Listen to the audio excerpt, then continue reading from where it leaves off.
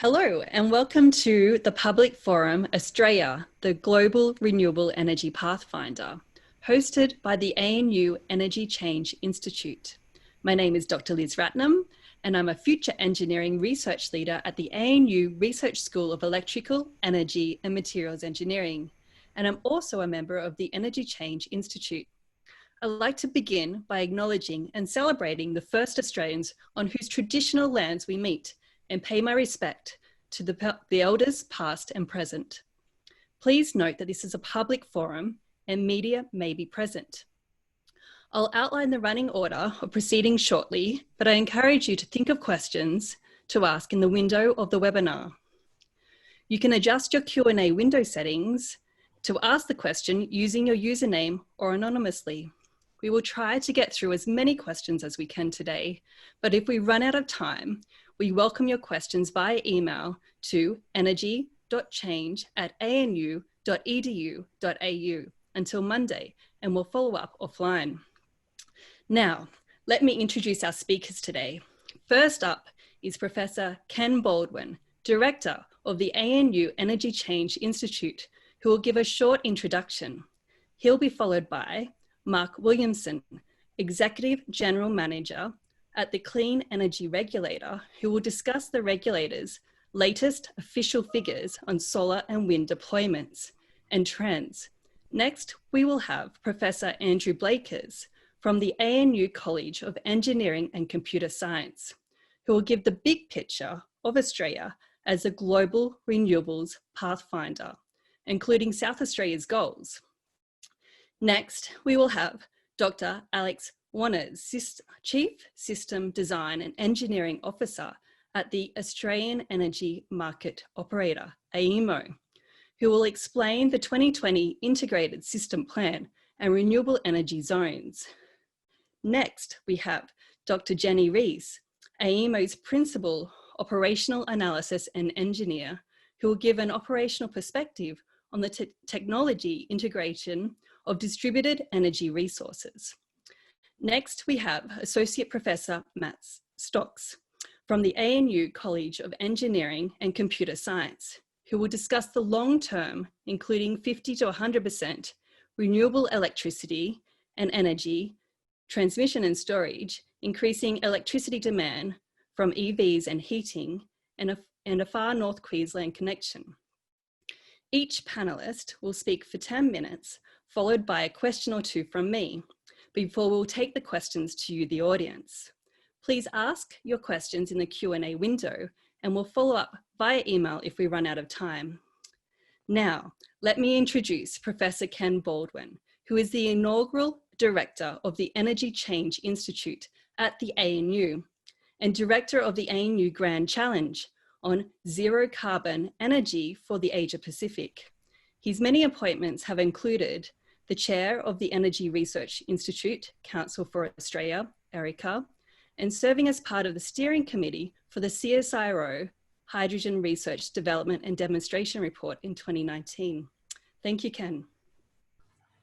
Thank you very much, Liz, and welcome everybody to this virtual public forum conducted by the Energy Change Institute, part of our series of forums throughout the year, where we examine topics of particular interest to the energy community. And today's topic is no exception. Many of you, of course, will be well aware of Australia's leading role as a renewable energy leader. Indeed, we have some of the people on this panel to thank for that, having been involved with the very early development of the PERC solar cell, which is now the leading production solar cell in the world, and is being rolled out in just about every country. So thank you to Professor Andrew Blakers and his work in the past on that with the team at the University of New South Wales. We continue to lead the world, though, in the adoption of renewable energy, principally solar and wind. And each year, the Energy Change Institute has taken a look at the current status at around this time, which is when the Clean Energy Regulator releases its figures for the quarter. And what this has shown in the last 3 years, and you can go to our website and see the advances in the rollout of solar energy on our website. What this has shown is that Australia indeed is installing solar and wind at a phenomenal rate. We'll hear more about this today from the regulator and from the other panelists. But I'd just like to emphasise that this is not just a flash in the pan. We've examined this in September every year for the last 3 years, and this is continuing to grow. So this is great news for Australia, and indeed we are leading the world in the per capita installation of solar and wind. So this is a good thing. So without further ado, let me now pass over to the panelists. Can I just put in a quick advertisement for our next public forum, which will be about the Technology Investment Roadmap, which is released just on Tuesday this week. We'll be doing a special public forum on this in about 2 weeks' time, and we hope to involve key people from the roadmap development team and a panel of experts to discuss the implications of this for the Australian energy sector. So without further ado, let me hand over to Liz again to introduce the first panel member. Thank you, Ken. Now let me introduce Mark Williamson, the Executive General Manager of the Clean Energy Regulator. In his 8 years at the regulator, Mark has successfully led many major change initiatives, including the delivery of a carbon pricing mechanism for Australia and Australia's meeting its renewable energy targets. Okay, thank you. Thank you, Mark. Thanks, Liz. I just need to share the presentation.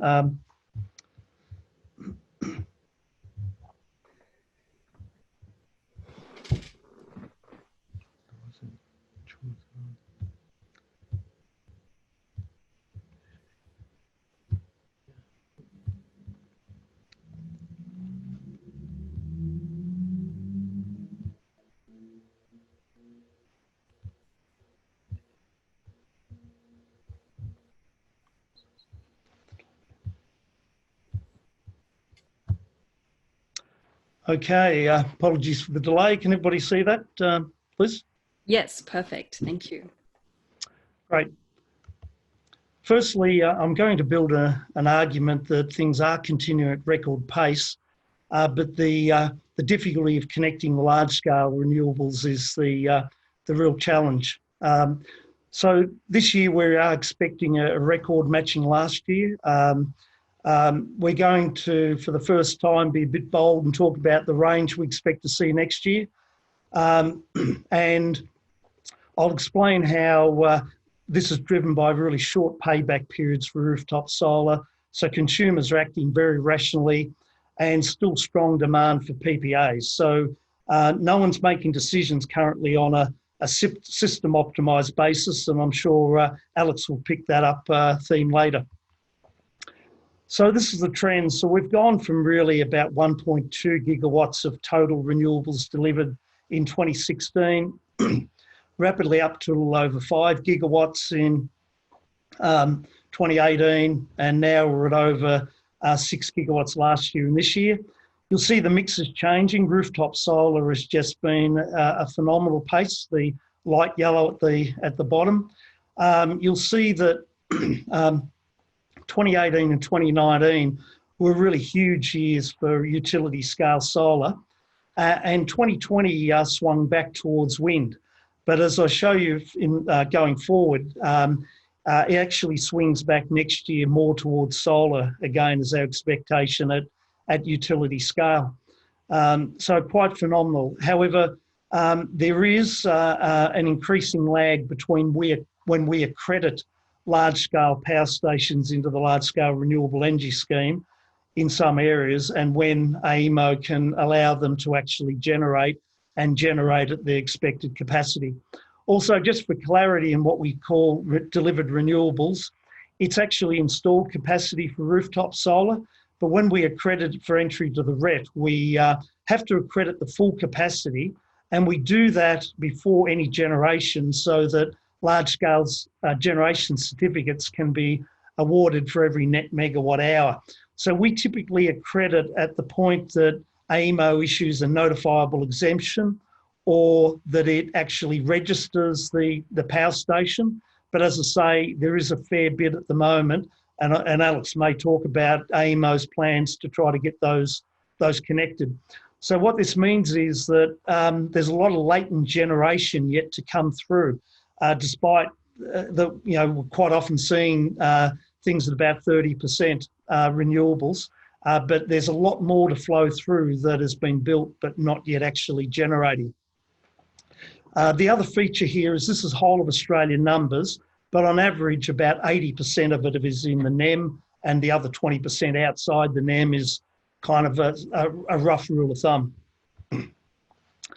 This was from a submission we made to AEMO's integrated system plan, where you can see the yellow line is the step change scenario. The blue line with the dotted black is what we're actually seeing. And then the central scenario is mixed in with those multicoloured lines down below.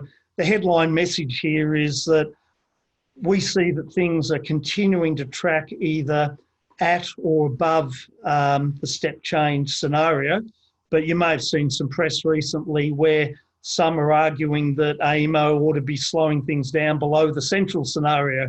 So we certainly feel for AEMO getting pulled from different directions here, but the reality is we see things tracking on or above the step change. So looking forward for next year, we think it's going to be in a 5.6 gigawatt to 8.3. SRES, the Small Scale Renewable Energy Scheme, but for the lockdown in Victoria through COVID in Melbourne metro area, we think it would have hit 3 gigawatts just in the small scale scheme. But then there's some rooftop solar in the large scale scheme. So we're sort of seeing the likely range next year that if COVID pulled forward a lot of installations for people working at home, maybe it could flatten out or drop a bit. But the upper range, if it continues to grow at the growth it's been growing since 2016, could be as high as 4 gigawatts. Utility scale, the 2.7 gigawatts is what we're seeing that's committed now. That's either under construction or we expect to get under construction soon. The upper range of 4 is if some solar plants that we think could get to financial close this year, and get built and commissioned next year. So I'm certainly hoping it gets above 7 gigawatts this year, because otherwise it'd be 3 years of 6. So one reason pretty obvious why I don't want that, but we do have a few New Zealanders work for us as well. So hopefully it'll be 667. But at this stage, you'd have to say it looks likely it will be over 6 gigawatts again next year. And this is the interesting fact. It was actually Frank Yotso asked me the question, and I was quite surprised when I got the answer, which is it's skewed back towards solar. So even with the really low middle of the day prices we're seeing with solar, it swung back a bit towards solar at utility scale in terms of what we expect to accredit next year. So why are we seeing this rapid increase in the small scale scheme, rooftop solar? Despite the small scale scheme incentives being in a gradual phase out to 2030, each year there's one less year of deeming or forward crediting. Have a look at those payback periods if you're working from home versus not. With low interest rates, consumers are operating totally rationally on a single financial bottom line, even though some will be thinking about doing their bit for the planet, etc. Quite frankly, at those payback periods with low interest rates, if you can afford to and you're not, you're really mad. So consumers are acting totally rationally, but I don't think any of them are thinking system optimisation. At utility scale, this has been our trends in power purchase agreements. These are where it's disclosed power purchase agreements. These are commercial agreements that don't have to be disclosed. But you'll see we had the really big ramp up in the boom years, and I'll talk about that in a second, in 17 and 18. But you'll see 2020, we are at a very high level of around 3 gigawatts. So we see that as a strong lead indication that we are going to see a lot of projects get to financial close. So trends in financial close, and I'll talk a little bit about this one. Been a lot of commentary from some about a stall in investment or collapse in investment. Pre-2017, the average capacity to financial close from 2001 to end of 2016 was 400 megawatts a year. Then the exit of Hazelwood and high electricity prices, high wholesale prices, over $100 a megawatt hour, combined with a very high large-scale generation certificate price, because the market could see it was a huge build to meet the 2020 target, the prices of certificates went up to around the mid-80 range. So you had a combined build signal of $200 a megawatt hour. So those high prices brought on a gold rush of investment, brought forward a lot of investment. Some, like Bloomberg New Energy Finance, said at the beginning of 2018 would be a smaller year for financial close than 2017, and the investment would stop when there was enough capacity being constructed built to meet the target. Well, that hasn't happened, which suggests there's other factors at play here. It's not now the target driving it. So we do think this year will be in the 2 to 3 gigawatt range of projects reaching financial close. And we've said in our quarterly carbon market report that once the grid work starts getting substantially built, we believe that the next wave of investment can occur. But we see that 2 to 3 gigawatts a year as pretty strong compared to the pre-boom average of 400 megawatts a year. So I guess we see, and when you look at development approvals, there's almost an infinite pipeline of projects. We have a terribly different market now to back in 2015, 2016. There are big international players who don't have to announce projects and who have access to equity. So this slide here is just a bit of a collage. We are seeing the Commonwealth underwriting a lot of the interconnection. We are seeing some projects pass the RIT-T test. We're starting to see a lot of work and a lot of interest around renewable energy zones. It's all moving a lot slower than the pace of renewables, but we see that as quite bright. And then, of course, there are huge multi-gigawatt scale projects being talked about both in WA and the Northern Territory. With latest price disclosure, we think prices for large-scale renewables are down in the, at $45 a megawatt hour or lower. There was a recent price announced in Portugal of 18. So we think if a strong pipeline continues, prices will continue to go down. And as I say, it's the power purchase agreements with big corporates and with electricity retailers driving it, even in the context of low electricity prices. So we have a lot of resources. We'd love everybody to look at our quarterly carbon markets reports, which have a lot of the data and work books. But yeah, happy to answer any questions, Liz. Thanks.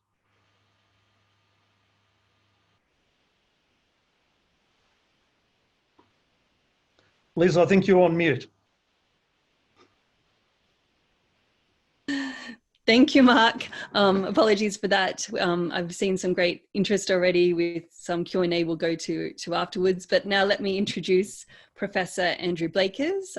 Professor Blakers is a professor in engineering at the AEMO. He founded the university's solar PV research group. Andrew works to improve silicon solar cells and in analysis of energy systems with 50 to 100% penetration of, by wind and photovoltaics, with support from pumped hydro energy storage. Thank you, Andrew. Thank you. I'm just going to share my screen. Wonderful. Thank you. Has that worked? Yes. Okay, so I'm going to talk about Australia as the global renewable energy pathfinder. So the first point I'd make is that solar and wind have won the energy race. They have comprehensively won it. And it's really hard to see any technology challenging them in the next few decades. So what you see there is the number of gigawatts installed globally for solar PV in yellow on the left, then wind, then all of the other renewables put together, and then fossil and nuclear. So fossil and nuclear is basically going out backwards in terms of net new generation capacity. Solar and wind are going forwards. The other renewables are going nowhere. The next point I'd like to make is that Australia is right at the top. So you see 4 graphs here. In the top left is the total number of installed watts of solar photovoltaics in Australia per person. So a per capita basis, Australia is number 1. Australia is also number 1 in terms of the speed with which a country is deploying new solar PV per person per year. Bottom left is wind. So at the moment, Australia is not in the top 10, but is likely to be so by the end of this year.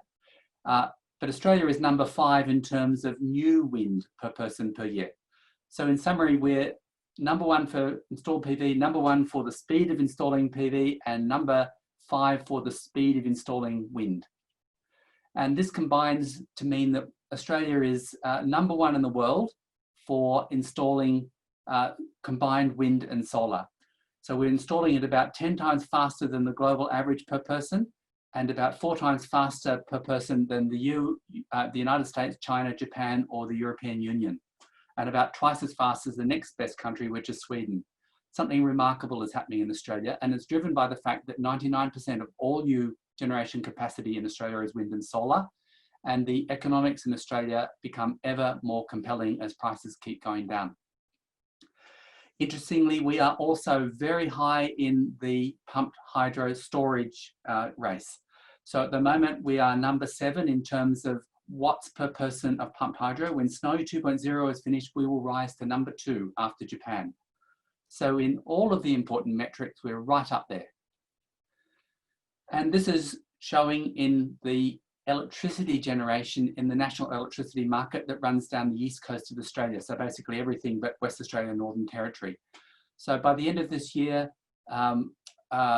we will be at 26% wind and solar and hydro in the national electricity market. And in South Australia, which is part of the market, we will be at 60% solar and wind. So South Australia is perhaps the most remarkable jurisdiction in the whole world because it is both wind and solar, and it's weakly connected to the rest of the national electricity market, which is not connected to any other country, unlike big wind countries such as Denmark and Sweden, which are connected to other countries in Europe. So some milestones that we're on track to achieve. In this year, wind and solar will reach 20% of the national electricity market. And in South Australia, they'll reach 60%. Renewable electricity, that's wind, solar and hydro, will pass gas plus brown coal combined this year. In 2023, renewables will pass black coal when Liddell closes. And in 2025, renewables will pass 50% of all electricity in the national electricity market. And who knows what will happen thereafter. And this is pretty much locked in because of the build and the lag that Mark mentioned. Gas, this wonderful transition fuel, is pretty tired. It's down the bottom somewhere. That's the blue line. So let's have a look a bit more closely at gas. It's not a transition fuel. This is just nonsense. So for the month of September, what you see there are the fractions for renewables year by year. And the heavy red line is 2020.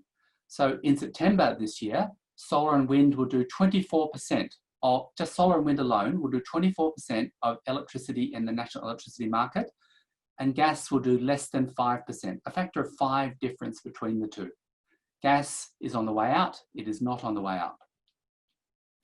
Australia is a global international pathfinder. 3/4 of the world's population lives within the Sun Belt, that's plus or minus 35 degrees of latitude. And these are mostly the developing countries with rapid growth in population, energy consumption, and possibly emissions if they don't go directly to solar and wind. Fortunately, it looks like that's exactly what's going to happen. They're going to bypass the fossil fuel era. And if they succeed in doing that, then the world will be spared a huge amount of carbon dioxide emissions. So Australia is actually reducing its greenhouse gas emissions now. So you see 2 bars for each of the time periods. The yellow, the green is the emissions from the electricity sector, and the blue is the emissions from everything else put together except electricity. So you can see that in the last few years, emissions have been rising. They stabilized this year because of the early impact of COVID, but the emissions from electricity have been marching down. So the overall emissions in Australia are marching down. The only reason they're falling towards the Paris target is because of deployment of wind and solar. So if wind and solar keeps being deployed and accelerates its deployment, then we can accelerate our greenhouse gas emission reductions to any degree we wish. So as we build more and more solar and wind, we need to stabilize it. And that means having wind and solar, so that they're counter-correlated in their production often. Having strong interstate transmission so that a bad solar day in South Australia or wind day in South Australia can be compensated for by transmitting more electricity there. Demand management and storage, pumped hydro and advanced batteries. So my central message here is think big. We need to aim for zero fossil fuels in 2050 at the latest or before. That's 85% emissions reductions if we get rid of all the oil, gas and coal. And that means we have to electrify everything, heating, transport and industry, and that means demand will triple. And that means we need about 450 gigawatts of wind and solar. And we need to fix transmission to get that wind and solar into the cities.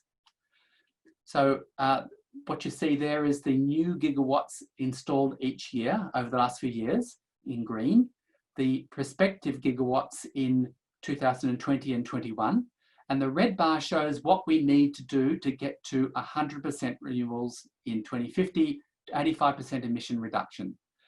And you can see that we need to double where we are now, but we tripled or quadrupled over the last few years. It's not very difficult and the cost will be approximately zero. Thank you very much. Many thanks. You can hear me okay? Yep, I've got the mute off. Many thanks, Andrew. And now let me introduce Dr. Alex Wonhas, who is responsible for overseeing the Australian Energy Market Operators, AEMO, expanded focus on system design, development and engineering, which includes planning and forecasting.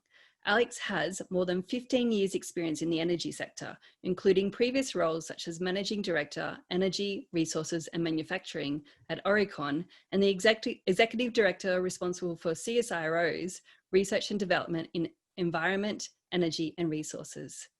Thanks, Alex.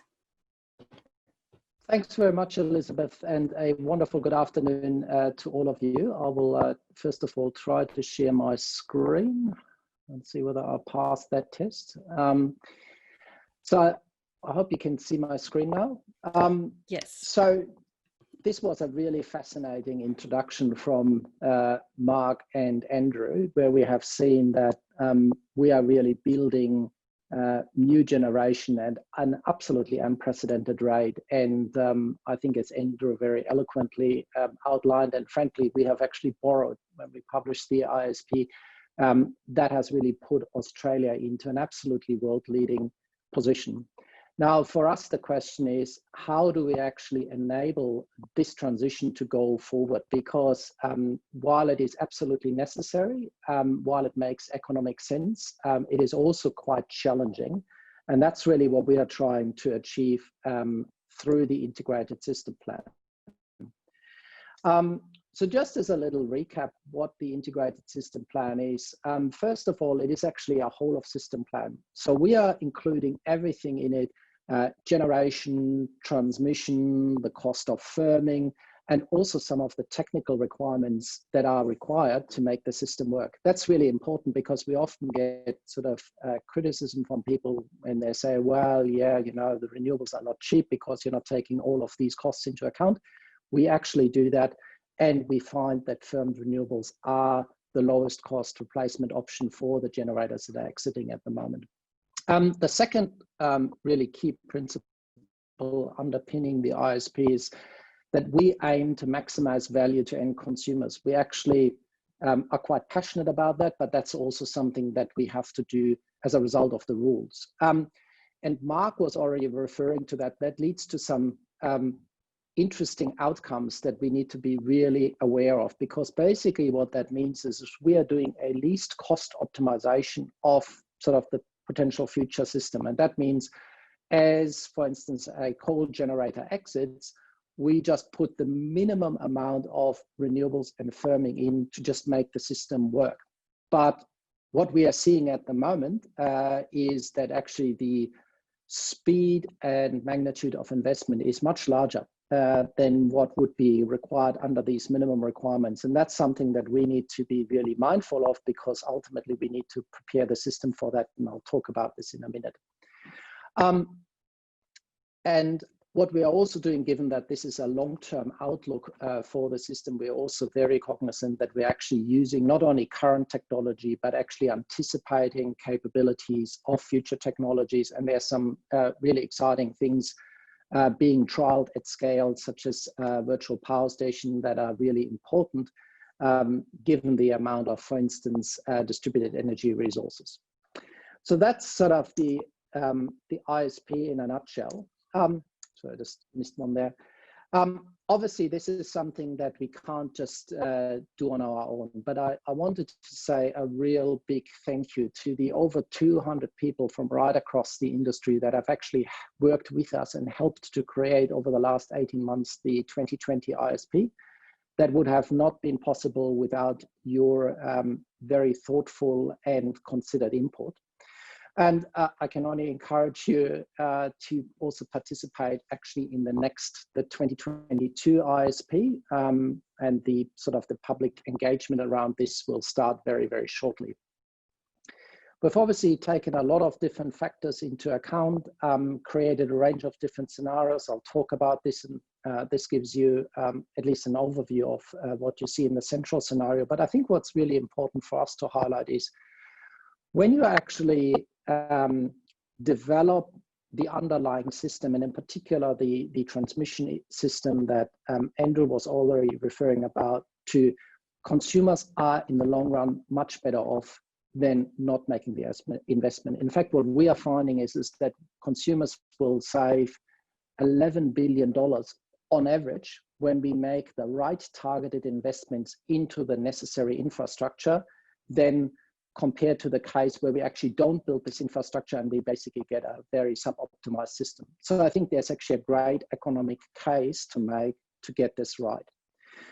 Now, as we are looking into the future, we need to find a way to capture the uncertainty, because one thing that is certain about the future is that it is uncertain.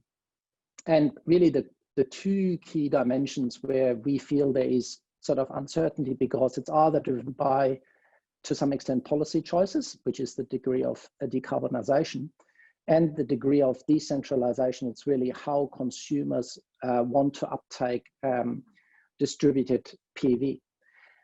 What I think also Mark has referred to, when we have actually started this process on the 2020 ISP, we probably had distributed energy uptake assumptions that were at the low side.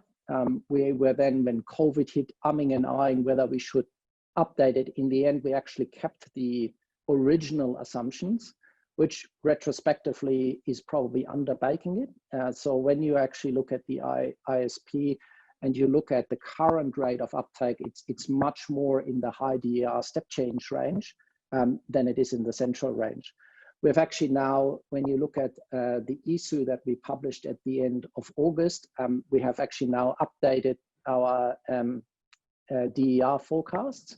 And the central scenario is actually then much more reflective now of what we're actually seeing, and the high DER and step change scenario actually go well beyond that to test it, which is really important when it comes to questions of, in particular, minimum demand, that Jenny will talk about in a couple of minutes.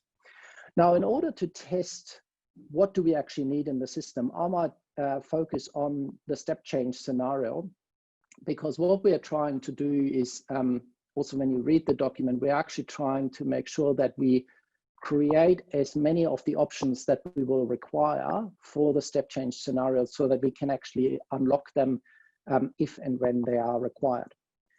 Because the step change scenario is driving some really, really profound changes. And I should say that the step change scenario, the way it's constructed, that is actually the scenario that is consistent with a genuine Paris target of achieving an emissions reduction sub 2 degrees, and where Australia then makes an appropriate contribution to that global effort, and the energy sector makes an appropriate contribution to actually achieving that emissions reduction in Australia.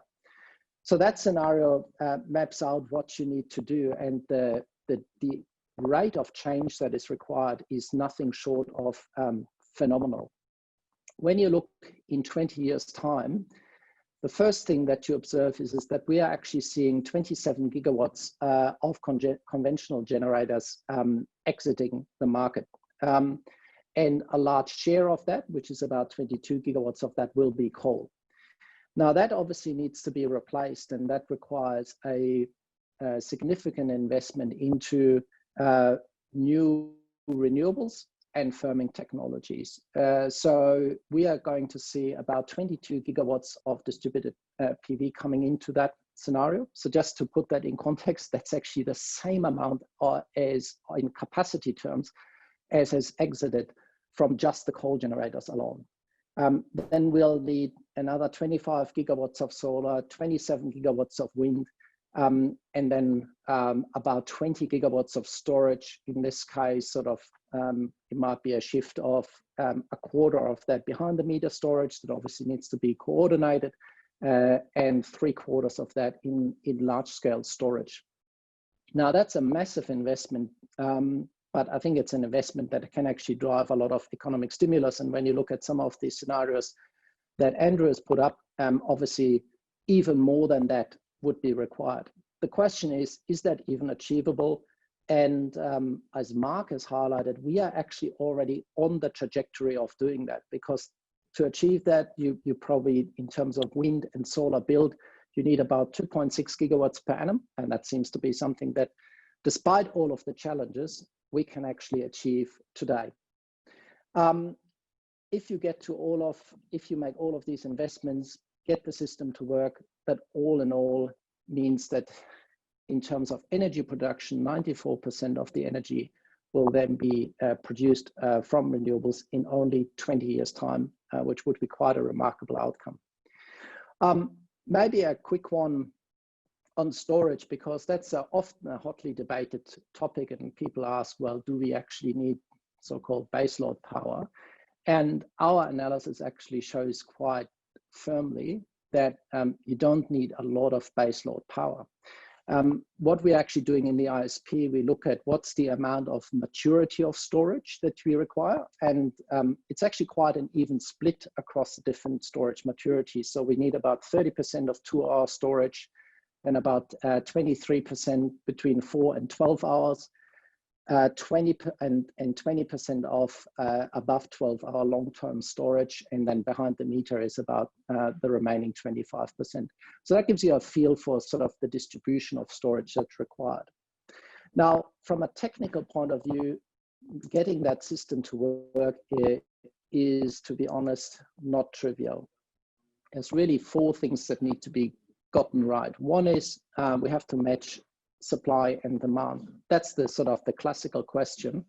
What happens when the sun isn't shining or the wind isn't blowing? But to be honest, I'm always have to pinch myself when someone asks me that question, because I believe that question is very well understood. It is actually answered, and actually from AEMO's point of view, we feel actually quite comfortable in the way we need to manage that. So I think it's asked, been answered, it's done.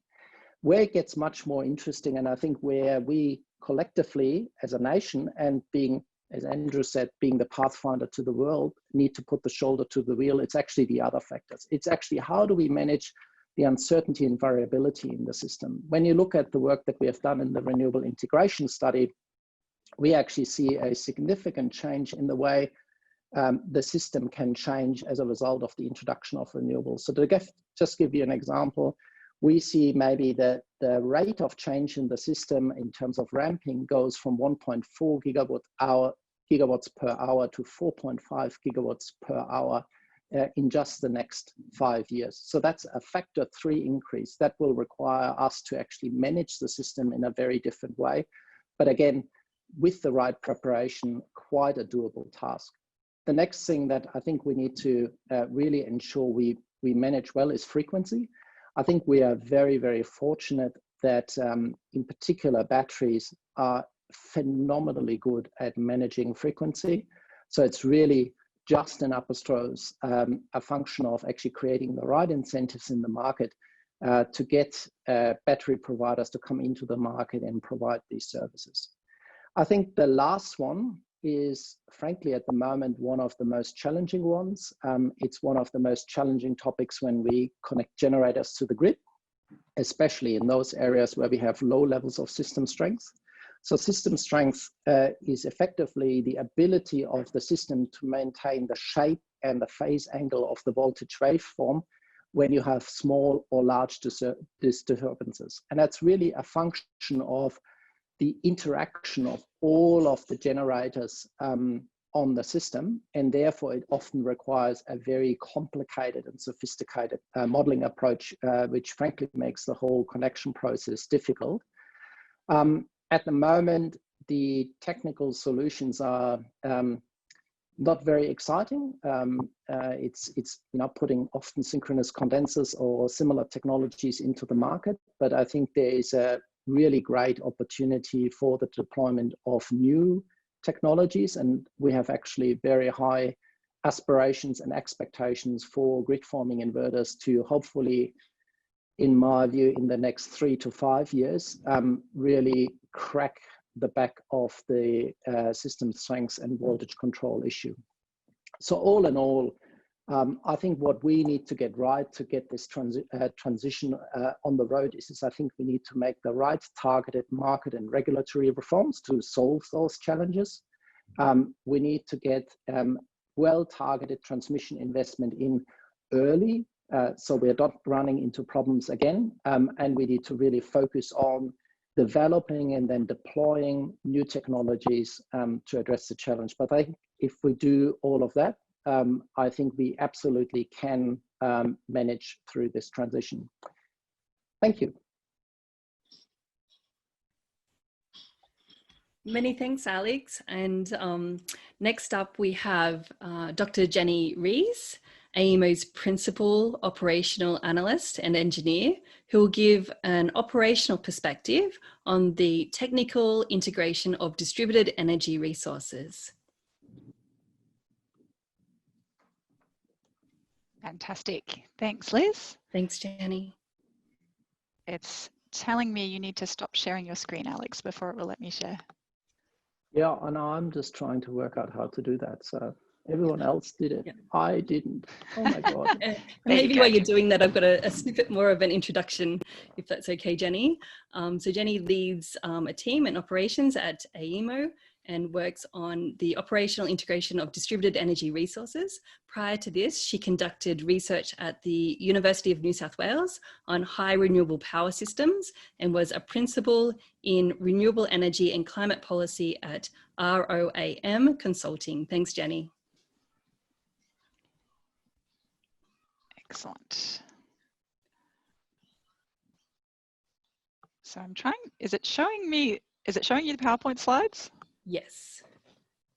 Okay, that's all right. So it's showing up peculiar for me, but if it's showing you the PowerPoint slides, that's great. Yes, I can see the front side perfectly. Excellent. So I'm sharing with you an aspect of the work that we've been doing, looking at the integration of distributed energy resources, which is one of the new emerging areas that is where we need to manage new challenges that are emerging for power system security. So this is showing you the operational demand in South Australia, just as an illustration of what we're talking about. And you can see here historical levels of minimum demand that we've seen in South Australia. This is the proportion of energy that's being supplied now by distributed PV, so mostly from people's rooftops in historical periods, and this is what's left to be supplied by the grid. And based on our forecast tracking forward, we believe that operational demand could become negative, hit zero or become negative in the next couple of years, which is a fairly substantial change to our power system and how it operates. So my team has had responsibility for looking at what operational challenges are going to arise and what actions do we need to take to make sure that we can operate a secure system and underpin that transition as it occurs. So our investigations have found 3 broad categories of challenge that we're going to need to figure out to help all this run smoothly. The first is around distributed PV disconnection in disturbances. The second is around having sufficient load to operate the necessary units that are providing us with system strength, inertia, frequency control, and those other essential services. And the third is around our emergency frequency control schemes, particularly our under frequency load shedding schemes. So I'll talk you through each of these. So on the disconnection of distributed PV, we've been working in collaboration with a company called Solar Analytics that have monitoring on thousands of distributed PV systems out in the NEM. We've been working with them over a couple of years looking at the behaviour of those individual PV systems when there's a disturbance on the grid. So some sort of a separation event or a fault or something going wrong. This chart is showing you the percentage of those distributed PV sites that we observe to disconnect following a major fault on the grid.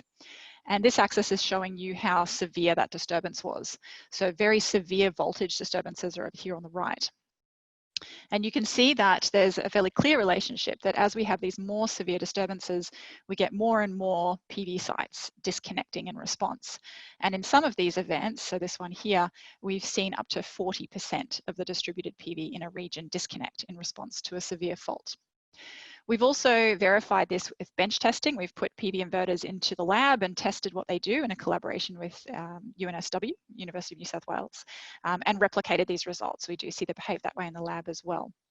So we've used all of this information to calibrate our power system models in PSSE so that we can now start to understand what does this behavior mean for the power system and its security. What we found is that if we have a severe but credible fault, particularly in metropolitan areas like in the middle of Adelaide or the middle of Brisbane or the middle of Melbourne, that can cause a very significant disconnection of distributed PV. And that can happen in combination with the loss of a large unit. So for example, the Torrens Island power station is right in the middle of the Adelaide metropolitan area, and a fault could cause the loss of that unit plus a disconnection of a very large amount of PV. And the numbers of the amount of PV that we could lose is very large in South Australia. So these numbers here are showing you, based on historical periods, how large we think the loss of PV could have been. And in the worst case, it could have been up above 100 megawatts of PV loss, which is a very substantial increase in the contingency that we have to manage, which has all sorts of flow-on effects for power system management. And that escalates going forward if we continue to install PV that has this same disconnection behaviour. Looking in Victoria and Queensland, we believe that at the moment, we won't see a net loss of PV because we'll probably see more disconnection of load than PV at the moment. But as PV installations grow, those contingency sizes escalate very, very rapidly. And in South Australia in particular, we now believe we're in periods where it's almost impossible for us to maintain frequency above 49 hertz, even if we were to do everything in our power for some of the contingency sizes that we're now seeing. And that means that AEMO doesn't have the ability to operate a secure system in South Australia anymore if we had an islanding event at a time of high distributed PV generation. Now, islanding events are not common, but they certainly do happen. We've had a couple of islanding events this year, in fact. So it's important that we plan to be able to operate a secure power system in those periods. And we see these issues emerging fairly soon in Victoria and Queensland as well. So important that we now have this information and we can get on top of it. So what do we need to do to make sure that we can manage this? The first thing is to improve the standards for distributed PV to make sure that inverters ride through these disturbances and don't disconnect. So this all appears in Australian Standard 4777. So that process is very well advanced. We've got a draft out there now that we've been working with stakeholders on to improve those ride-through capabilities and make sure that inverters aren't behaving that way anymore. And we're accelerating the uptake of that in South Australia. So where we know this is particularly urgent, just looking at voltage ride-through capabilities on a more accelerated time frame. We also need to improve compliance with those standards, because other analysis we've done from the solar analytics data has shown us very reliably that we see about 30 to 40% of PV inverters are not complying with various aspects of those standards. And we believe that there's some breakdown that's happening in the installation process such that they're not being set onto the correct standards. So we're working also with stakeholders to improve those compliance and auditing processes. We're collaborating with NSPs as well around their connection requirements to make sure they're all aligned and that they will ride through. And things like Project Energy Connect, the big interconnector that's going in between South Australia and New South Wales, will help enormously, because they reduce the probability that we have to run South Australia as an island. So those sorts of big transmission projects are extremely important for increasing the robustness and resilience of the grid for these sorts of system security issues.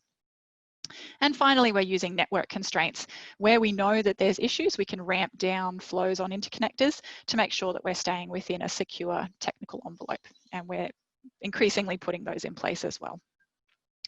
So a whole bunch of action underway. If we get all of this done, we should be then in a very good place to be able to manage all of these issues.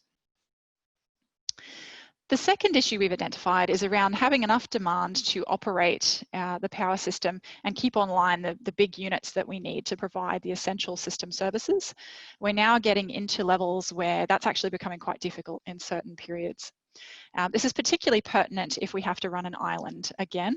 So if South Australia separates from the rest of the grid and we have to run the South Australian island on its own, then it's very important that we've got all of those services supplied locally to that power system. So we've got sufficient system strength, inertia, frequency control, voltage management, everything that the island needs to be secure.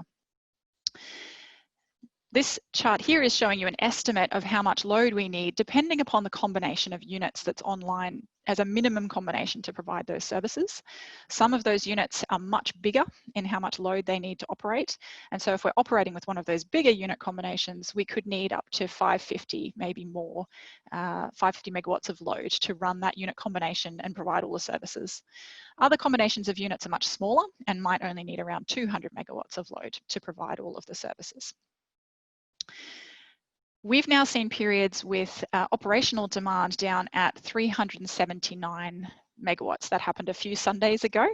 That's down around here.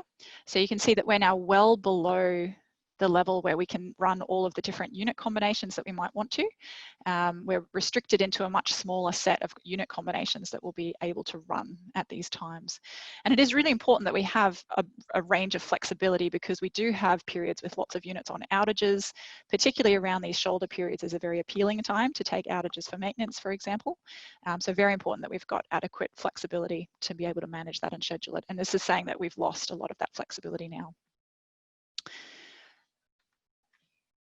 We've also been looking at how this applies in other regions. So these are some charts that appeared recently in the Electricity Statement of Opportunities, which has traditionally looked at peak demand periods and understanding challenges there. We're now starting to provide a lot more information around minimum demand and what the emerging opportunities are for stakeholders in helping us to manage low demand periods.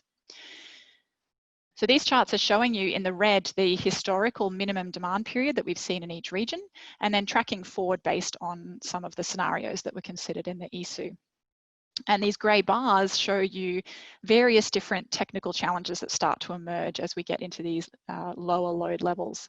So in Queensland and Victoria and New South Wales, we start to hit problems with voltage control first, where in very low load conditions, it may be necessary to de-energize major transmission lines so that we can manage very high voltages, which can be done as a rare thing, but it's not very attractive to do as a frequent thing because it reduces the resilience of the network. So this is something that planning will be looking at in terms of how do we manage this going forward? Do we need more network investment in voltage control? Should we be looking at contracts with generators to help provide some of those voltage control services and so on? The lower thresholds that start to come out here are around, in Queensland particularly, where we can operate a secure island, and you can see we're tracking down into that range in some scenarios in the next few years. And similarly in Victoria, where we are running into the territory where we don't have enough demand to run the minimum units that we need for system strength, again coming up in the next only a few years away.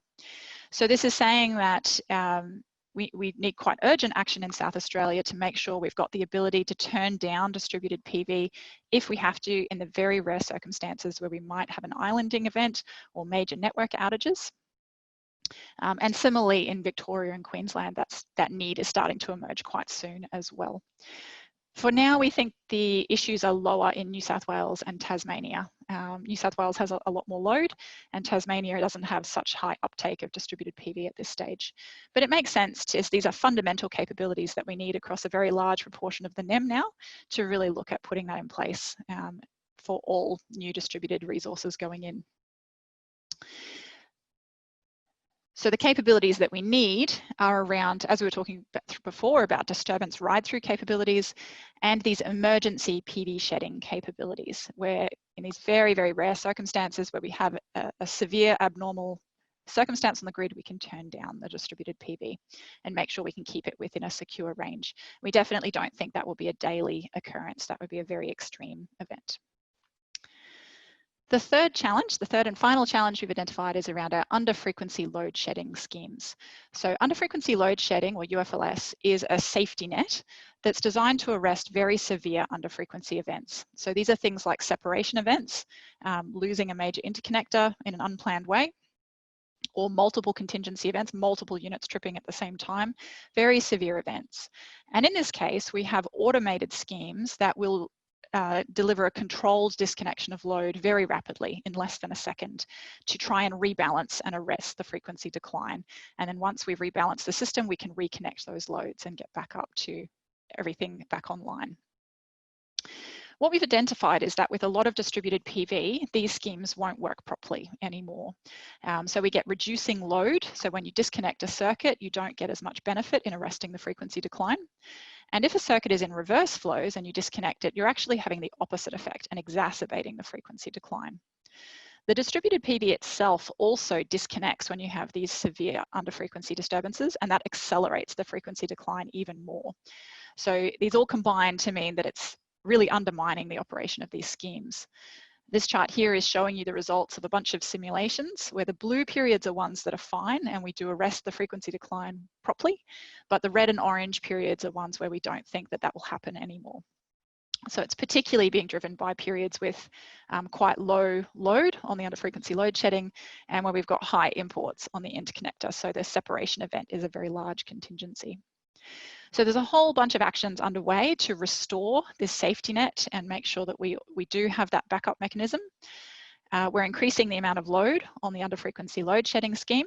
We're looking at much smarter dynamic arming of those circuits so that they know what's going on and they can disarm when they should or be rearranged in real time.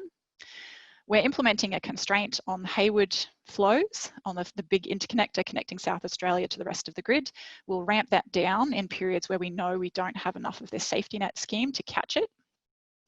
And we're also looking at the broader frameworks under the rules around how these emergency frequency control schemes work, because we know from our investigations that, as Alex was saying, the big batteries that are coming in are extremely capable providers of frequency control and can really help us out with managing these sorts of schemes, but it was never anticipated under the rules. So it's quite difficult to figure out how to reward those batteries for these huge benefits that they're providing.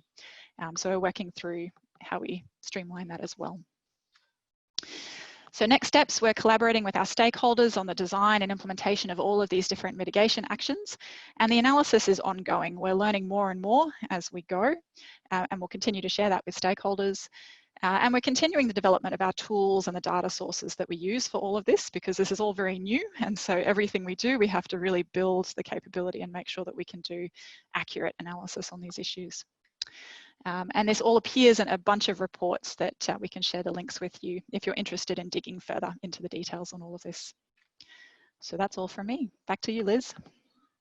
Many thanks, Jenny. And now let me introduce Associate Professor Matt Stocks, who has more than 25 years of research and development experience in renewable energy and photovoltaics. Since returning to ANU in 2013, he has been chief investigator on several ARENA-funded research projects, all examining aspects of renewable energy generation. Thanks, Matt. Okay, so check that my share of the screen has worked well. Perfect. Excellent. Okay, so this is a week of generation in South Australia, and so this will start to highlight some of the bits and pieces that Alex and Jenny started to raise around some of the challenges with moving forward. So as Andrew pointed out, South Australia is at that 50 to 60% level, and so we're starting to see South Australia is what hopefully the NEM is going to look like in 5 years' time, and we're going to go beyond that as we push our renewable generation forward. So you can see examples of what Alex was talking about, very high ramp rates, so periods where the wind and the solar turns off and we need to have some other source of energy, something dispatchable to come in and fill in the gap.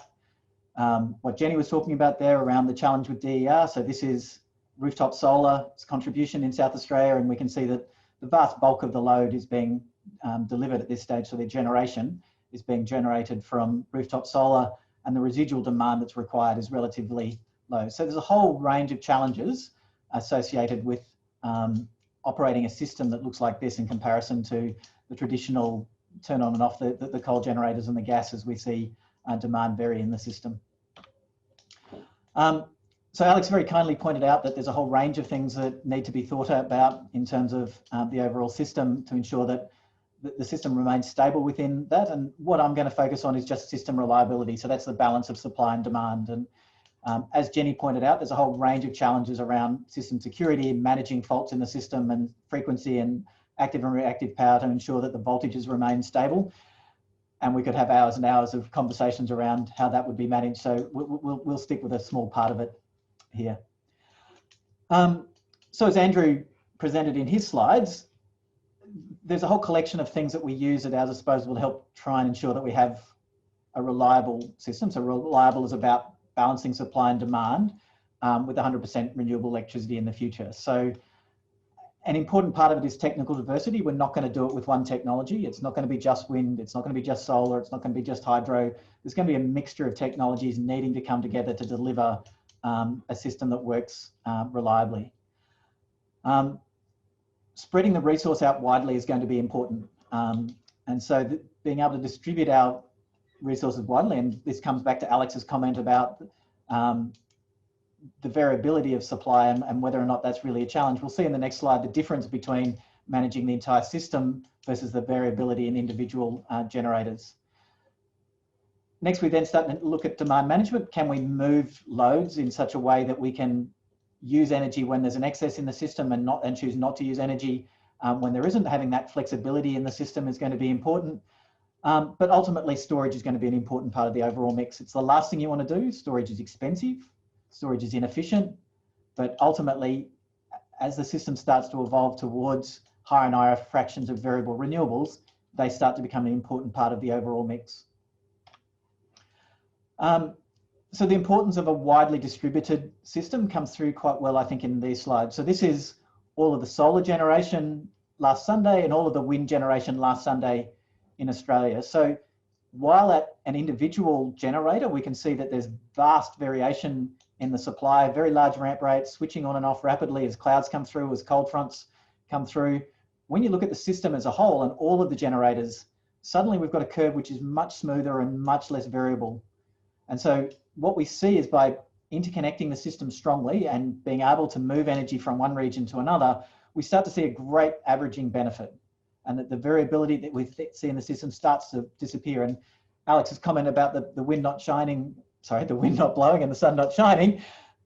Well, the wind is blowing somewhere and the sun is shining somewhere, and that averaging benefit is really important in terms of the overall system. And the way we do that is transmission. We need to be able to move energy in space from one region to another. And technology is moving ahead in that space. And in particular, high voltage DC is the technology which is moving ahead in leaps and bounds for our ability to efficiently move energy long distances. So China has recently built a transmission line 3,000 kilometers long, 12 gigawatts in power capacity. So this is around about a third of Australia's average demand being shifted through a single power line. 3,000 kilometres with 10% losses. So this is from one end to the NEM, far north Queensland down to Tasmania in a single transmission line. So we have the ability now to move energy long distances. Undersea technology is also moving ahead in leaps and bounds. So the North Sea Link, which is expected to be finished next year, we're looking at, again, gigawatt scale movement of electricity, hundreds of kilometres at very, very high voltages. So we have very efficient ability to move electricity from one location to another with low losses. And so it's this sort of transmission technology which allows us to move those energy around in the system and to help take that variability and uncertainty in those short terms out of the system. Lots of opportunities starting to emerge around demand shifting. So historically, we always used to demand shift. We did it with our off-peak hot water. We shifted energy from, in that time, from day to night. But we're also starting to see that there's going to be other ability to be able to move loads around in the system. Electric vehicles are going to be a massive potential load in future, but also that load can be turned on and off. So even if we don't consider vehicle to grid and be able to move the energy out of the vehicle into the system, simply by having potentially 18 million of these vehicles with several kilowatts of power, we're going to see 50 to 100 gigawatts of flexible load moving into the system as this system moves from our internal combustion engines to a system which is dominated by electric vehicles, as well as all of the opportunities for potentially for behind the meter batteries also contributing into that space. Importantly, we need to do it in a sensible way. So this is a snippet out of that graph I showed you earlier for South Australia. And this is our off-peak peak in the middle of the night, where we're charging all of these hot water systems in the middle of the evening, and we're actually having to turn on extra generators to meet that demand. So being able to shift those sorts of loads into the middle of the day in a smart way is going to be really important to help manage those overall variability in the system. Then we move into storage, and there are two key technologies that are likely to emerge in the system in terms of delivering storage. So we're going to be looking at batteries, both behind the meter residential batteries and grid scale batteries, and pumped hydro. And it's important to understand that these two technologies are quite complementary. If we look at the cost of the systems at the moment, batteries are low cost for power. If I wanted to deliver 100 megawatts for a short period of time into the system, by far the most sensible way of delivering that is batteries. If I'm looking for energy storage, so storing energy for a longer period of time, then what we're looking at is pumped hydro. So if I want short periods of energy storage, batteries are going to deliver me lower costs. If I'm looking then to store that energy for long periods of time, water is much cheaper to store than battery cells. And therefore, for energy storage, we're seeing that pumped hydro is going to be providing the bulk of that longer term storage. And that becomes even more important to think about when you think about the lifetime of these systems. So this was simply on a capital cost basis. When we then start to look at the life of the system, then we start to see that potential advantage around energy storage becomes even greater for pumped hydro. But the challenge within all of that is also the cost of finance. So being a very, very long-lived asset, the cost of pumped hydro is very sensitive to the discount rate. So what rate can I finance these projects at? Whereas batteries, much less sensitive to the cost of finance with the shorter life. And therefore, the more uncertainty there is about what the future is going to look like, the more challenging it's going to be to finance the pumped hydro schemes versus battery schemes. But there's still likely to be a significant cost advantage in terms of that energy storage. And to give you a sense of the scale of those technologies at the moment, I'll give you, again, come back to South Australia and a week of energy generation. This is the scale of the big battery in South Australia. So this is the Hornsdale Power Reserve. We're looking at a bit over 100 megawatts of power, a bit over 100 megawatt hours of energy storage. Really important contribution. Okay, Alex pointed to the ability for it to be able to respond and provide virtual inertia in the system. And you can see the blue in the system. This is the battery working in the system primarily to provide security in the system, responding to variations in the system, not so much producing arbitrage benefits. To give you a sense of the scale, this is what Snowy will deliver. So Snowy is going to store more than the entire energy consumption of South Australia for a week. So these two technologies are going to play important and different roles as the system develops and emerges going forward. So what I'm going to finish up with is some modelling that we did around looking at the importance of interconnecting these systems and the potential benefits that flexible demand might play into the system. So what we did was modelling 100% renewable energy futures, where we either have a grid which is fairly weakly interconnected, through to creating a high voltage backbone over the top of that system where we enable energy to be moved efficiently within the system between different regions, versus a system where we then also apply the ability to have smart systems which are going to provide flexibility in the demand in the system. And you can see the benefits of those different approaches as you look at, in this case, a high stress day in New South Wales. So a period where wind is a bit low, solar is a bit low in winter, and the system isn't capable of meeting the demand during that day. So what you see if you have the independent grids is that you need to have enough storage locally to meet that demand. So pumped hydro storage and combination of battery storage, along with the existing hydro, really needs to step in and fill the gap between the wind and the solar and the residual demand. If you start to interconnect the system, then what you can see is transmission. And so energy moved from the neighbouring states, moving from South Australia, from Victoria, from Queensland, being able to step in and meet some of that contribution. So it substantially decreases the amount of storage that's required, where we see that excess energy from the adjacent states, because that sun is always shining, wind is always blowing somewhere in the system, we can move energy from those neighbouring states to the opportunity for flexible demand to be able to decide, okay, I'm not going to charge those electric vehicles or not charge the hot water systems in the middle in this period here, and we'll instead try and achieve that in another period of the day. That flexibility decreases the amount of energy that we need to be able to shift from the other states and the amount of storage. And that gets even visualized greater when you look at this graph, where this is the amount of power that's required. Sorry, this is the amount of energy that's required in the system. This is the amount of power that's required from the storage in the system as we move from a system where the grids act independently to a strongly interconnected system across Australia, to further adding flexibility in the demand in the system through the electric vehicles and hot water loads. And so what we see is this dramatic reduction in the amount of storage that's required as we enable interconnection in the system and enable flexible demand.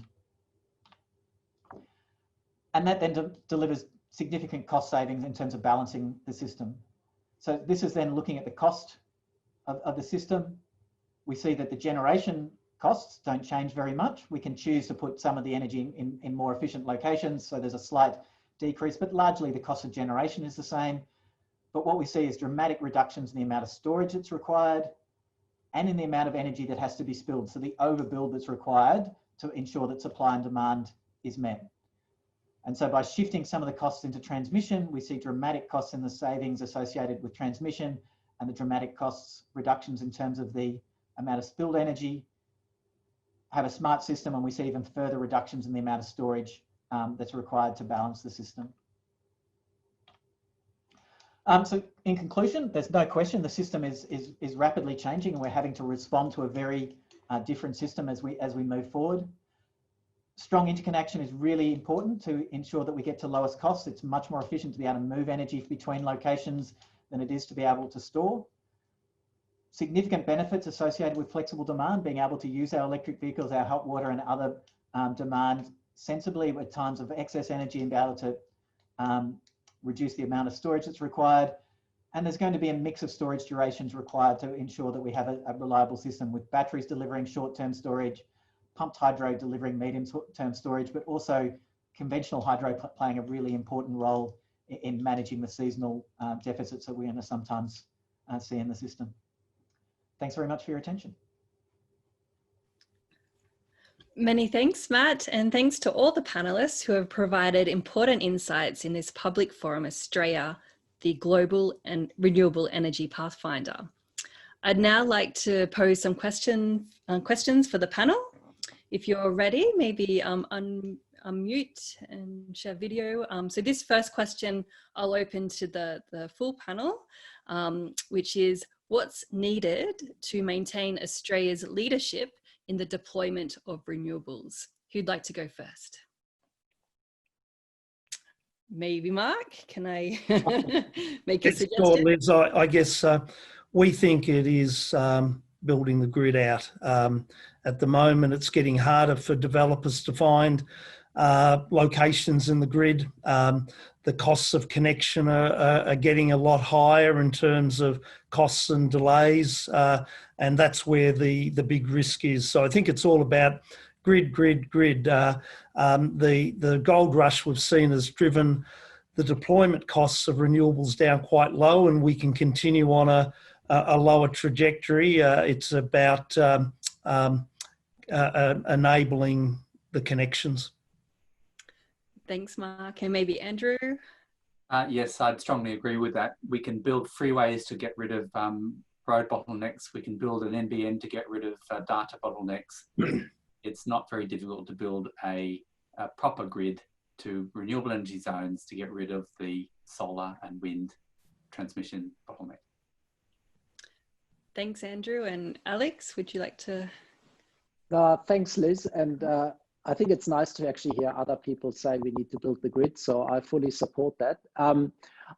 Just adding to that, I think the other thing that we really need to do is actually build on Australia's technological leadership position, because we have actually some phenomenal research, and I think getting things like, you know, testing of fast frequency response, how we can use that to make the system work, synthetic inertia,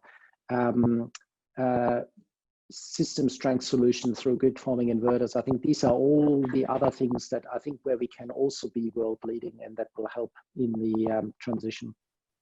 Absolutely. Thanks, Alex. And Jenny, would you like to comment?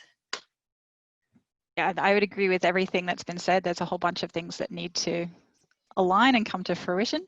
And echoing what Alex was saying, the sorting out these issues to do with power system security and making sure that we've got all the right services there, and that we've got all of the frameworks and incentives to make sure that those amazing capabilities of these new technologies are well understood and well defined, and then actually brought to the market. And Matt, would you like to chime in? Look, the transmission challenge is no question that's the short term, and that's not a technology challenge. A lot of that is we now have a system which looks very different to how we built the rules when we were trying to build the old system, where we'd build a big power plant and we'd go, well, we need to build a big transmission line to connect to it. We've now got a very different system in terms of a disconnect between where the renewable energy generators want to build and the transmission companies being able to go through an approval process to build those. So obviously things like the ISP is going to be really important to identify those sorts of transmission bottlenecks, and when the regulations don't allow those investments to be made under the current rules, the expectation is the ISP is going to be able to unlock those, and other people can step in and get those things built in a timely fashion. Thank you. And this next question, I'll let you jump in if you like. So the second part is, what if the AEMO step change scenarios are exceeded and the rate of DER is ahead of the curve? What's the situation then? For some reason. Anyone want to jump in? Well, since this is our scenario, we absolutely need to put our skates on. I mean, to be honest, the situation is at the moment, sort of from a regulatory point of view, what we can justify is basically what's in the central scenario. We are really using whatever we can to create options that we can still transition to the step change scenario if the current build trend continues. If we go beyond that, I think we need a really different regulatory framework, and we really need, as a nation, to decide we want to make this work. I think technically we know what we need to do. We just need to get the resolve to doing it. I'd just like to say that Australia, through AEMO and other organisations, has done a remarkable job in jamming in vast amounts of solar and wind into a system that was never built to accommodate it. So it's learning by doing, you know, seat of the pants stuff. But if you step back 5 years and say, well, South Australia, 60% wind and solar, it's going to work fine, won't it? I can imagine that the engineers would have thrown their hands up and said, no way. Well, it's working. It's fantastic what's being done. Specifically on the question of DER levels escalating more rapidly, we are certainly planning such that if such a thing eventuated, we would be in a position to manage it. So we do definitely look beyond those kind of the scenarios that are defined to make sure that we're in a position that operationally that can be done. But certainly the projections are very, very rapid uptake of DER continuing, and it's no mean feat to make sure that that all operates properly. The biggest change is going to be that these new DER are extremely capable, sophisticated devices, but we don't use that capability at the moment. It's not being unlocked by the mechanisms and markets that we have there. So it's not really a technical problem, it's more a problem around getting everyone on the same page that we need to start using those capabilities now, because we're supplying the vast majority of the generation coming from rooftops in some periods. And that means that those devices now have to be much more sophisticated and really enabling all of that capability. Anyone like to chime in on that one, or should we go to the questions from the audience? Yep, I don't hear anyone. Okay, so now it's time for some questions from the audience. Please ask your questions in the Q&A window and we'll follow up if we run out of time. We've already got a bunch of really excellent questions there. I'll direct some of the questions to some of the panelists as per the Q&A, but the first question I'd like to open to the full panel is a big policy question. So do we need a new renewable energy target to go to 2030? Maybe I'll go there first, Liz. The current one does go to the end of 2030, and we think it'll support renewables through to then. And by then, renewables will be so cheap that you won't need anything. So if we break into two parts, the small-scale renewable energy scheme has been, as I said before, in a very slow decline. Yet, despite that slow decline in the support each year through to 2030, 1 year drop in the forward crediting of certificates, and the certificates are credited based on expected generation through to 2030. Despite that, we've seen payback periods continue to decline. So we actually think with that slow phase out, payback periods will stay where they are or decline. And if by the time the scheme phases out in 2030, they're still at 3 to 4 years, then why wouldn't people keep on investing? Large scale, because this is a great question that's been asked, because large scale, there's a lot of, I guess, misinformation reported, but we can continue to accredit power stations through to 2030, even though we say there's more capacity needed than installed already or than needed to meet the 2030 target.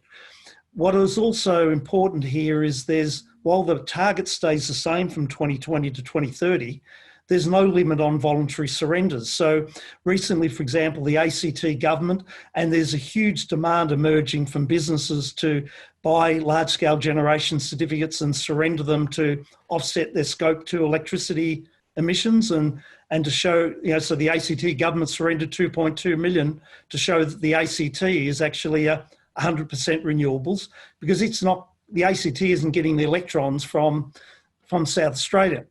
So we've actually seen the large-scale certificate price jump up from the low $32 range to back to around $48 a certificate or megawatt hour.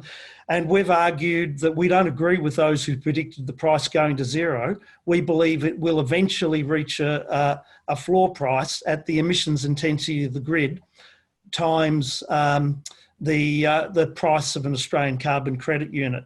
So we actually think it will continue to provide a lot of support and de-risk projects, maybe not right up to 2030, but again, given we've got large-scale renewables at $45 a megawatt hour less and still trending down, again, by the time the support from the large-scale scheme really doesn't become material, will it matter because prices will be so low? Thanks, Mark. And does anyone else want to add to that? I'd just like to add a point that I made in my talk. We have to think far beyond electricity now. Bottom line is we need to triple electricity production to drive all oil, gas and coal out of the economy. The only way we're going to get it out is through wind and solar. and 85% of emissions is due to oil, gas and coal. So we really need to be looking at the implications of electrification of transport, heating and industry, tripling of electricity production, all of which will come from solar and wind. So whatever we're dealing with here is just peanuts compared with where we're going to be in 2030, then 2040. And look, I would agree with Andrew. We are going to see, even with all the massive DER, we are going to see a pivot point where demand goes the other way for the reasons that Andrew said, fuel switching, and that will create, again, more demand that will be met by new renewables, and that will pull it on. But also, so we're seeing insatiable demand, both from retailers and from big corporates for power purchase agreements. And that will increase, as Andrew says, when demand increases through fuel switching. Yeah, and I suppose a follow-up question, I suppose, that comes from Matt's presentation was the ability to have electric vehicles, fill the negative demand gap. Like, is that something that we need to be thinking of in terms of, going beyond 2030 with, decarbonisation? I suppose. Yeah, so electric vehicles have the potential to add another 30% to our overall demand, something of that sort of order. So that's quite a substantial chunk of the typical generation that's going to be occurring in the 2030 plus timeframe. So clearly we don't want every one of those vehicles to come home and plug in after their daily trip and say, I need to be charged in the next 5 minutes, and then we will definitely cause the system to fall over. So we'll certainly have a need to be have intelligent systems around ensuring that charging occurs in a way that meets both the needs of the electricity system, but also the needs of the consumer. That they're going to be happy that giving that control to somebody else, that they will still be able to get the service that they want. That they'll be able to jump in the car and go where they want to be, and the system won't have gone, well, I'm going to take that electricity out of it because we needed it now. And then you lose what you wanted to have, which is the transport service. So there's going to be processes around developing models which ensure that the consumers are happy that their electric vehicle charging is delivered in such a way that it meets their needs and they're rewarded for behaving in a way that is good rather than a way that's causing problems for the system. Can I just build on that? I fully agree with Matt, but I think this is actually a really critical challenge for us as a nation, because we need to sort this out now when electric vehicle uptake becomes really big in the 2030s. And it requires all the things that Matt said, but it also requires us to actually think about the infrastructure. So we need to make sure that we have the right charging infrastructure so that where people and cars are in the middle of the day, so that it can actually plug in and can actually absorb that. So that will be really important. And at the moment, I don't think I see the urgency of really solving that. Of course, we might be just sending our car home after it's dropped us off because it's autonomous and it can charge at home. Okay. Also, this is another example where the market's ahead of the rules and the thinking. ChargeBox, we've spoken to those guys. They've planned this out with their network and they think they'll have ultimately 60 gigawatts of mobile storage, send a message, go and plug into the local charge box or into your garage and deliver what AEMO needs. So the market is thinking about this. The players are smart and they're doing it. We've just got to get the rules to cope with it. Mm. And I suppose that ties into the next question that we have, but I'm thinking more about distributed optimization. We have these EVs, we have so much renewable energy, and the question is system control is emerging as the major technical issue in the NEM and the SWIS.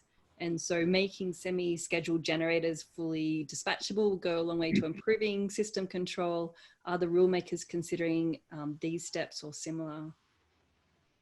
So I see this like beyond this question, but like, yeah. The control and automation really. Look, I think, Liz, I might start the question. I think given everything that we've talked about this afternoon, we see that renewables and sort of related firming technologies will have to do the heavy lifting in the electricity system. That means we need much greater capability and reliance on these systems. That will include probably the ability to schedule them where that's appropriate. It will require a whole range of other services. So the ESB, as part of their Market 2025 program, is actually thinking about what are all of these different market frameworks that are required. But again, I think this is a real matter of urgency that we're actually working this through and then starting to implement it, and implement it again in a way that doesn't also deter investment, because as more requirements are put on to generators, that needs to be done in a careful way, because when people made an investment decision and then suddenly someone changes the rules, then that's difficult as well. So it's a careful balancing act that we need to work through very quickly.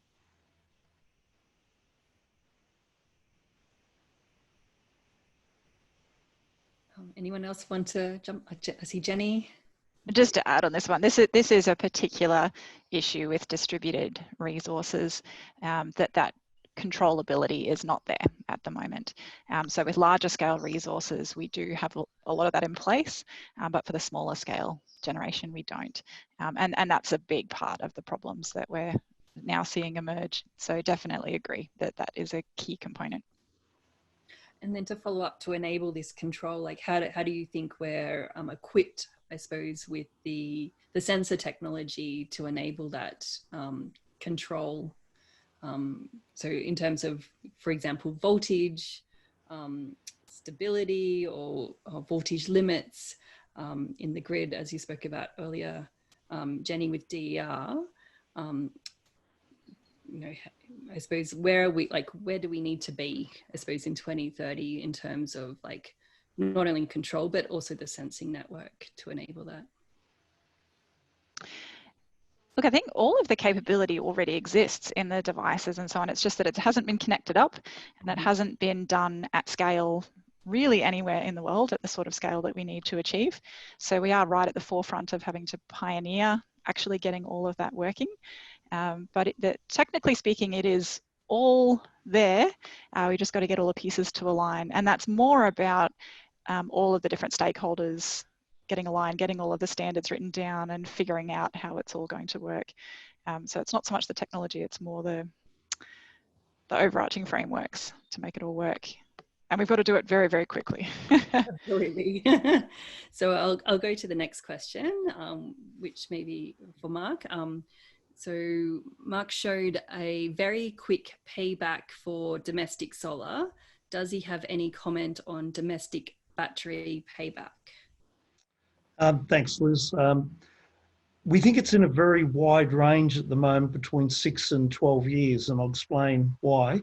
If you're in Victoria and South Australia and getting a reasonable sized incentive, you're probably down around the 6 years.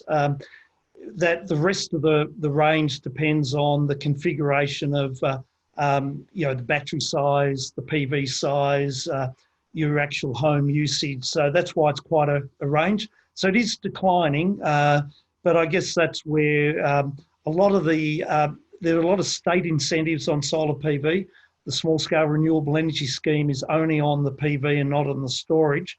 So probably if additional incentives were going to be added, it's more needed on the batteries than the storage. But I guess others in the panel may have a view about whether the virtual power plants seem to be going pretty well. Jenny and Alex may have views, but some would argue maybe bigger batteries at distribution level might be a good way to help manage the vast ramping up and down that was shown in some of the other slides.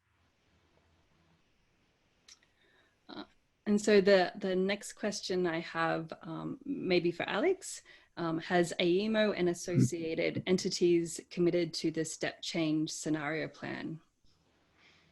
Well, unfortunately, it's not ours to commit to, but we're basically looking at the whole set of scenarios. So what we can basically currently justify is what's in the central scenario, and sort of we can justify some things that are with some probability in the step change scenario. And as I said before, that allows us to create options to build, for instance, transmission infrastructure that will be required early for the step change scenario. Classic example is what we call VMI West, is the Victoria to New South Wales Interconnector West. that connects Victoria basically with Snowy. That would be required early in a step change scenario. And so we have taken every effort to make sure that we can deliver it as early as really technically possible, which is at the moment in 2027.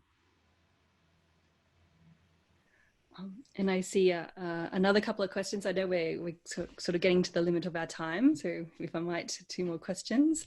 And so the next one is, what is the role impact of hydrogen in these analyses? If vehicles are more hydrogen than battery, or as a storage vector?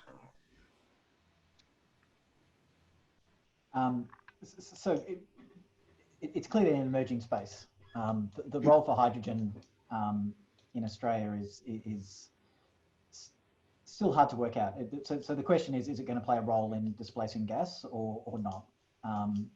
I think the question around transport has largely been won by electric vehicles. So they're likely to dominate the transition around transport. So the real value for hydrogen in an Australian context, I think, is its use as a chemical feedstock. So can we use it to reduce iron ore, for example, and produce green steel in Australia? Or does it have a role in locations which are finding it difficult to meet their own local electricity demand? So you look at somewhere like Singapore or somewhere like that, who might want to import a green fuel to meet their energy demand. But it's very hard to see hydrogen playing a significant energy role in the Australian context, because electricity is so much cheaper and electricity is so much more efficient in the process. And so hydrogen's probably going to play a non-energy role in the Australian domestic context. And there's a really great follow-on question to that is, do we expect to see the electrification of residential and commercial activities that traditionally use natural gas? Yes, for the same reasons. So heat pumps are vastly more efficient than natural gas for heating. And so if you imagine the process of going from electricity to hydrogen to heat, then the efficiency is of the order of magnitude of a factor of 10 times less efficient than going directly with electrification via a heat pump. So I think the thermodynamics and therefore the economics is going to drive us towards direct electrification as much as possible. And we're starting to see that emerge in Canberra, starting to see suburbs where there's no longer going to be gas connected to them, because we can see that there's a pathway to do all of those same services with electricity. There's an important point here in that the low temperature air and water heating in buildings is going to be taken over by electric heat pumps. High temperatures beyond the capacity of electric heat pumps in the 100-degree plus range is also going to be electrified. The reason for this is that solar and wind are going to come in at $30 a megawatt hour by 2030, if not before, and that undercuts the cost of domestic gas for every purpose. So gas is just going to get mostly squeezed out of our economy over the next 10 years. It's simply not going to be able to compete with solar and wind. So the next question we have is, can you comment on the importance of the role of community energy in the future of the NEM? Maybe Jenny or Alex? And I guess we certainly are projecting a big increase in the middle scale of distributed PV systems, so more 100 kilowatt, 200 kilowatt systems, which could be on apartment buildings or some sort of community projects. The financials look like they're growing very, very attractive in that space. So we're certainly expecting a very big growth in that area. And it really means as that grows, the onus is on us to make sure that we've got the right arrangements in place so that those systems are integrated properly into the grid. So we're working with distributors on that. And the next question we have is maybe for Mark, but I'll leave it open. The purchases of large-scale solar generation appears to be at risk of paying above market rates for wholesale electricity. Rooftop solar sees no market signal. A very low wholesale price reduces the incentive to build new generation. Has the market lost its mojo? A fascinating question. the power purchase agreements are typically a contract for difference hedge. Now, a lot of commercial and industrial buyers who were buying their electricity short got caught out when Hazelwood exited and prices spiked up, wholesale prices over $100 a megawatt hour. So if you've entered into a power purchase agreement 12 months ago at a strike price of $50 a megawatt hour, then I'm not sure what the average wholesale price is at the moment, but if they're 45, then yes, you're paying the renewable developer. Whereas if they're above the 50, the renewable developer is paying you as a user. So this is a hedge, and we need to think about it in a hedge sense that wholesale prices are very low. The question is, what are people's views about what the future will be? So renewables developers, if they can enter into a contract for difference, which gives them certainty of being able to finance, they'll do so. And commercial and industrial users have to think not just short term that we're seeing, ultra low wholesale prices, but what the forward prices might be. So I think that's one of the factors. But the other one is that we are seeing just an insatiable demand for buyers of electricity, big buyers, to show that they're carbon neutral, that they're buying zero emissions electricity. Some of the big power purchase agreements entered into by some of the Queensland government-owned corporations recently, I think it's Stanwell said, look, we've entering into a PPA to buy from large-scale renewables because that's what our commercial industrial customers want. So this is driven by businesses saying we have to make the transition. And even with these low wholesale prices, people would still enter into a PPA and say, well, okay, I might be actually locking into something a little bit more now, but if prices go up, I'm hedging long term. And businesses will always hedge or should hedge all their inputs. So there's another question that I like to put to the panel, which I think is quite important, I suppose, from the consumer's perspective right now. So there's millions of decision makers that have put panels on their rooftop. Many are now looking towards batteries. How do you keep them informed on technology innovations that that are needed for them to act wisely with upgrades? At the moment, we seem slow to inform all of the participants. So it's communication, I suppose, with the consumer about is the gist of the question, I suppose, in terms of installing batteries or electric vehicles or what they need to do. Anyone want to take that one up? Given we've been given a job by a minister to look at a review of integrity in the small-scale renewable energy scheme, including consumers, maybe I should kick it off. Look, this is an extremely difficult issue. When you compare the cost of a solar PV, you're talking about $5,000 for a 6.5 kilowatt system on average. If you're adding a battery on, well, that takes it up to over 10,000. But we're still talking about something that's just simply the cost of something between a small new car and a large big screen TV.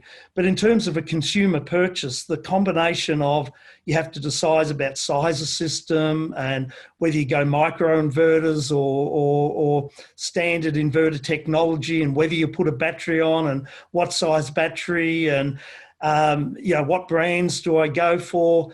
This is an extremely complex consumer purchase, and I don't know the answer. I think industry groups, industry associations really need to step up in this space to make sure that consumers have as a simple a guide as they can to work through these things. And it's important that retailers of these systems, that the dodgy players are out and that the good players do give informed, proper information. I did hear about someone in the ACT here, two-person family in a small house where they don't work from home. The smallest size system they were offered was over 10 kilowatt. This is pretty insane, really. So, really great question, but don't know what the answer is, apart from the fact that we've got to keep quality information out there, quality, simple websites, encourage consumers to ask lots of questions, ask their friends, learn a lot before they sign the dotted line of any purchase in the space. And there's a really good follow-up question that I see on this topic is, could you identify the pros and cons for a household just installing rooftop solar, like given the considerations that we've seen today? Well, I think it's on that good question on payback periods for battery. If you're making the decision purely on financials and payback period, then currently you would go PV only. If you're going battery, it's because you either have a personal need to want to make sure that if there was a classic example when the superstorm in South Australia and a retired couple were happily oblivious to the fact that the power had gone off in Adelaide because they were still watching the evening news and everything. So some consumers will pay that extra amount.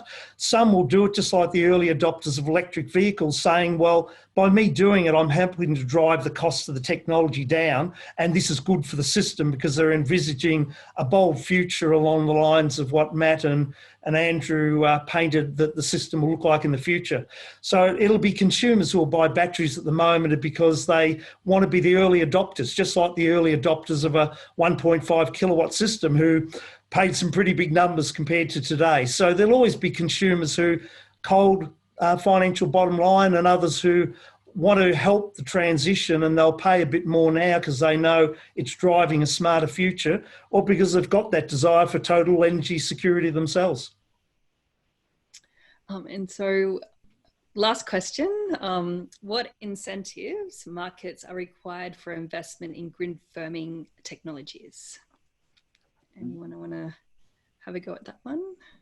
So some of them are starting to emerge just as we put in more wind and solar. So South Australia is right on the cusp of large-scale storage making sense for somebody to develop a pumped hydro, for example. But what we're seeing there is that the new interconnect between New South Wales and South Australia will change the economics of that. And so there's going to be a period there where prices will probably stabilise and there'll be less arbitrage opportunities. But then as we start to put more and more wind into the system, we're going to start to see that transmission can't deliver all of that, and that there's going to be more price variation, and the energy only market will deliver outcomes. The real challenge, I think, will become the 90 to 100% stage, where will there be enough opportunities to make money for people to invest in storage, or will there be a need for a capacity market or an energy reserve to ensure we can meet that last part of the market? So I think there's still some thinking there, but the current market will start to enable conventional storage thinking around arbitrage to emerge. And I don't know, anyone who saw Renewable Economy today saw that the big battery basically paid itself off in 2 years. So if you get the right opportunity in the right place and you understand the market well around the services to provide security in the market, there's already a strong case for investing in storage. So I think we can go a fair bit of the way with the current systems. Maybe we'll start to see the market emerge slightly differently in the coming decade. Okay, so many thanks for joining us today, and many thanks to the panelists. Really, really excellent discussions on the topic of Australia's future in this renewable energy space. We recommend you all to check the Energy Change Institute's website or subscribe to our newsletter for updates about future events. And yeah, like I said, thank you so much. It's been a delight to host today, and yeah, goodbye. And if the panels don't mind just hanging on for a moment afterwards, that would be fantastic. Thank you.